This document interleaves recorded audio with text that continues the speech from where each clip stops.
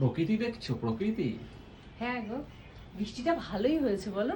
ভালো বৃষ্টি হয়েছে। দেখো উঠোনে জল দাঁড়িয়ে গেছে, মানে ওই ওই জায়গাটা পুরো জল জমে গেছে, এই দিকটায় জল দাঁড়িয়ে গেছে। ভালো হয়েছে, ভালো বৃষ্টিটা হলে কি বলতো, মাটিটা ভালো করে ভিজলে না গরমটা আর লাগে না।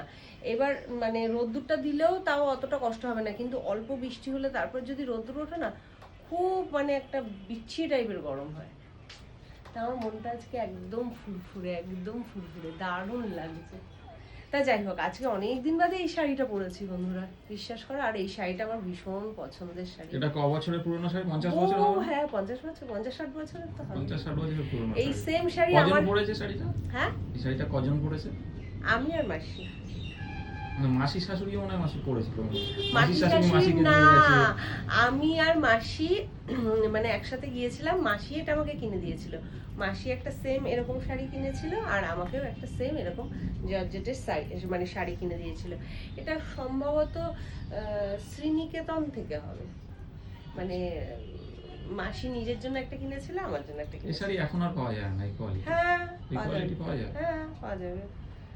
দারুণ কোয়ালিটি, মানে এগুলো পরে কোনো কষ্ট হয় না, দারুণ আরাম, একদম নরম শিফন। ঠিক আছে, খুব ভালো লাগে শাড়িগুলো পরতে। দেবে, পাওয়া গেলে দেবে আমাকে কিনে? হ্যাঁ শিওর? হ্যাঁ, ঠিক আছে, তাহলে আমি খুঁজে রাখবো। খুঁজে রেখো। হ্যাঁ, কটা কিনে দেবে? ক ডজন? যা লাগবে 1 ডজন কিনে দেবো। বাবা, আমি তো বললাম 4-5 ডজন কিনে 4-5 দেবে। ডজন পড়বে কখন তুমি? আমি পরবো এক এক দিন এক একটা, 30 দিনে 30টা। তো যাই হোক বন্ধুরা, শাড়িটা পরে কেমন লাগছে কমেন্ট করে জানাও। চলো টাটা।